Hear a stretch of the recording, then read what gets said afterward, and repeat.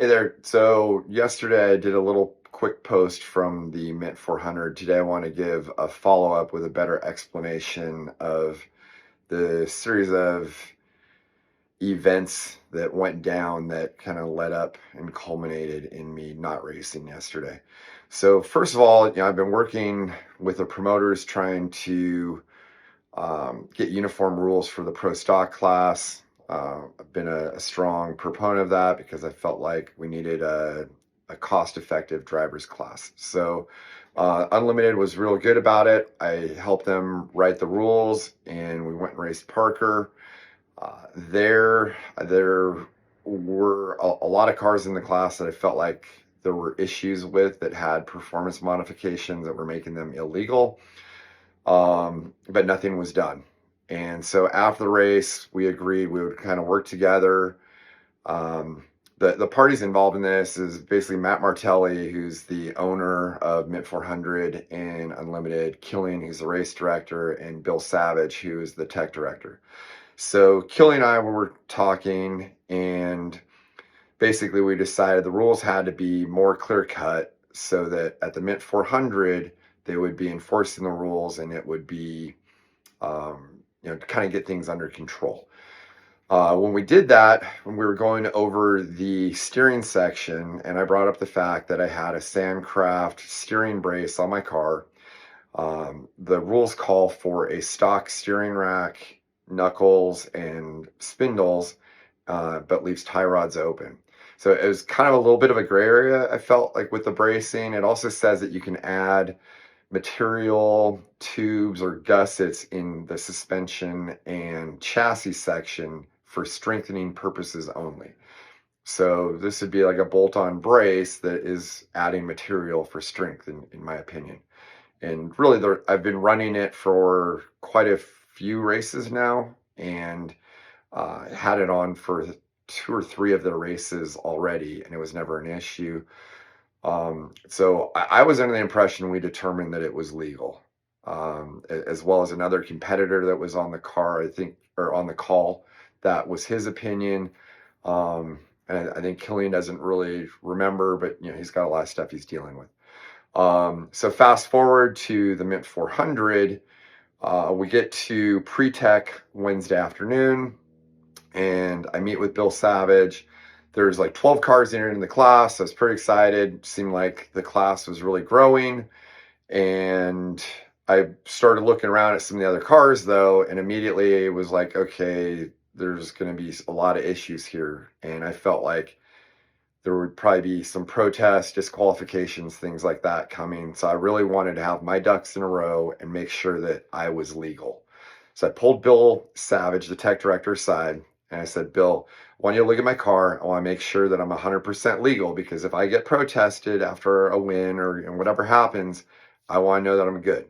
So there was kind of 2 things that I was a little unsure about. It says you have to run a stock hood. On the Pro R, there's like a little scoop that's in the middle that's for the ducting for clutches. A company that I work with, DRT, they make a kind of cool little aftermarket one that goes there. I don't think there's any performance advantage. It's basically cosmetics. But I asked him about that, and he said, nope, that's not stock. That's aftermarket. You've got to put the stock one back on. So we did that, and I pointed out the steering brace. I said, we went over this when we were discussing the rules, but I just want to make sure we're all on the same page, and this is good. And he looked at it, and he's like, no, that's illegal. So I was like, well, Bill, I wrote the rules with you guys. Why are you telling me right before the race now this is illegal? He said that wasn't his decision, but that was going to be the rule. And if I wanted to take it up with Matt or Killian, that I could. So I immediately hit up Killian, said, hey, what's going on? Text him. We spoke a little. He said that he would talk to Matt and we'd figure it out. So I didn't really get a decision on Wednesday night.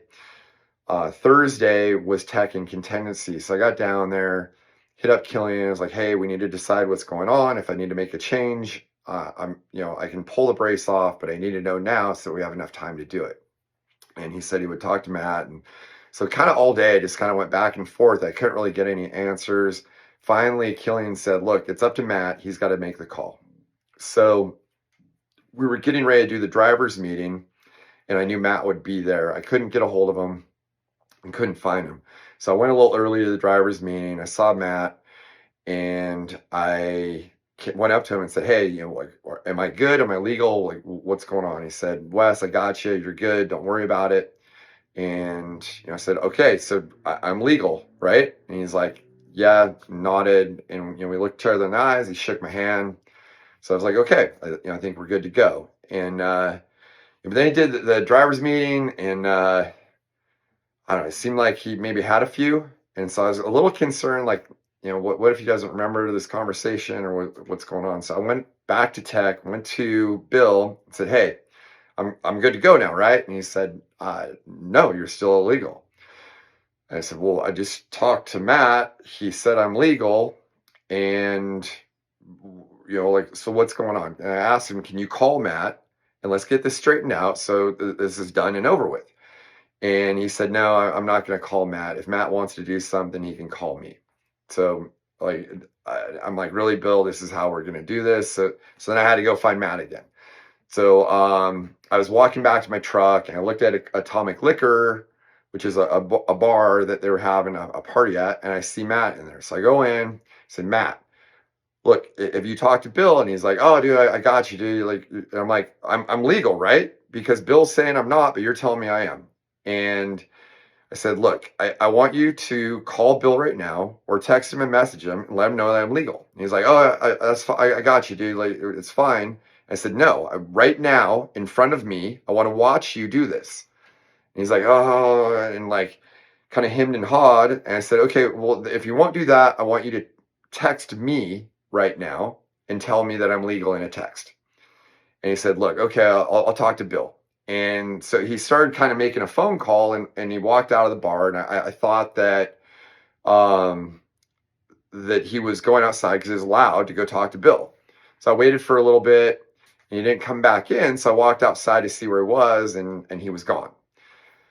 And he seemed pretty heavily intoxicated at this point. So now I kind of had serious concerns of whether he was going to remember these conversations and whether he was really going to talk to Bill. So I messaged Killian and I said, "Look, we need to straighten this out. I need to know what we're doing." And, basically Killian said, "Look, it'll be okay. We'll get this figured out. But can you come to staging early tomorrow morning?" I said, "Sure, no problem." So go back, get everything ready, get loaded up. Friday morning, get ready to go for the race. We head out to Prim, go to the main pit, get it set up. All my crew comes in. We have all of our chase trucks all set. Everyone goes to their pits, and I head to staging to go meet with Killian. And we've got our gear on. We're ready to race. Killian comes and meets me, and I say, "Okay, so we're good to go. I'm legal." And he says, "Well, we have a solution here." And he goes, "We're going to let you race. We're not going to have any issue with that. And if you finish, you win, whatever. Everything's all good. But if someone protests you, we're going to disqualify you." And I'm like, "This is not a viable option for me. I'm not going to race knowing that if I get disqualified, I'm going to be deemed illegal." I'm like, I don't want to go win a race and have someone protest me and then I'm disqualified. And then people say, "Oh, well, Wes went and won and he's been winning because he's a cheater." I'm not going to do that. Especially when I helped write the rules for the class. So I said, "Look, I'm not doing that. So we've got three options here. Either you guys rule that I'm legal, or you move me to a different class and I race that, or I'm going to withdraw from the race." And he said, "Well, let me talk to Matt and I'll get back to you." And he drove away. I didn't really hear anything. And now the race has started, staging's starting to move. And I start a group text and I start messaging Matt and Killian. I'm like, "Look, we got to decide, what are we doing? You guys need to make a ruling. Am I going to a different class? Am I legal? Like, what's going on? We need to decide before the race starts." And I sent, I think, a series of 10 text messages over about 45 minutes while I'm in staging with no response. And I talked to Killian a little bit, and he said, "Look, it's going to be up to Matt. You got to talk to Matt." I said, "Well, where's Matt? He needs to call me right now, and we need to make a decision on what's going on." and I didn't hear anything. He said, well, Matt's at the starting line. So as we got closer to the starting line, I look and I can see Matt, and he's like shaking people's hands as they're leaving the line. I also am continuing to send text messages right now, and I can see him glancing at his phone. So I'm like thinking to myself, well, he has to know that I'm texting him right now because he's looking at his phone. I can see him looking at his phone. And at this point, we're a couple cars away. And my co-driver and I are kind of discussing, like, what do we do? And all of this, my GoPros are running the whole time. So I have all of this, I have all the text messages, and I have everything on GoPro. So finally we pull up to the starting line. We're like literally sitting on the starting line. I yell to Matt, I'm like, Matt, come here. I'm like, we need to make a decision. What are we doing? And he like comes up, shakes my hand. He's like, good luck, and tries to pull away. And I grab his hand and kind of pull him to me. And I'm like, Matt, what are we doing? And he kind of yanks his hand away and goes to the other car, and he comes back, and I'm screaming at him like, what are we doing, Matt? You need to make a decision. I'm like, I'm not leaving this line until you make a decision. And he's like, Wes, don't do this right now. And I'm like, well, Matt, you need to decide. What are we doing? And the light goes green, other car takes off, and he just puts his hands up in the air like, oh, I don't know. And he's like kind of just smiling at me. And so I shut the car off. And I go, I'm not leaving here until you can make a decision. So now the starter starts yelling at me, you got to move, you got to move. And Matt just goes, Wes, you're done. Pack it up, go home. And I kind of looked at him and I was like, are you like, really? Like, this is what we're doing right now?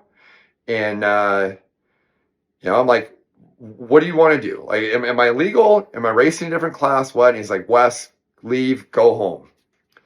So I kind of talked to my co-driver, like, well, what do you want to do? And we started it up and just kind of slowly drove away, and was talking to my co-driver, and we're like, well, what are our options here? We could keep going and race, but really, if we go, and even if we won, we know we're going to get disqualified at the end. And now the owner of the series just told us to pack up and go home. So I message Killian and tell him, hey, like, we need to talk about this. So I come back around to staging because I thought maybe in the end cooler heads might prevail, and they'd tell me just start in the back and we'll score you from there. So I told Killian, look, I'm willing to start in the back, and I can work my way through, and you guys can just score me, but we need to decide, am I legal or am I not? And he said, Wes, you're done. Matt doesn't want you racing. And so we kind of talked about the situation for a little bit while, and I said, well, how are we going to handle this? And he told me that they would refund my entry and my racing tracks fees and stuff like that. So we went back to the pit and put on the trailer and loaded it up, and that's where we stand. So that's my explanation of what happened. I think it's a really unfortunate series of events. I think it was handled extremely poorly. And I hope that Matt and Killian and that the Unlimited series do what's right. And, honestly, I think that they should be covering my crew's expenses, because I had guys come in from all over. They took days off of work. It all came in to do this race. And we had 2 days to make a decision on how this was going to be handled. And instead I was strung along until I was sitting on the starting line, and then I was told to pack up and go home. So I don't know, you guys comment, let me know what you guys think about this, and what you think of everything that went down and how it was handled. And I guess I'm curious to see what everyone else has to say.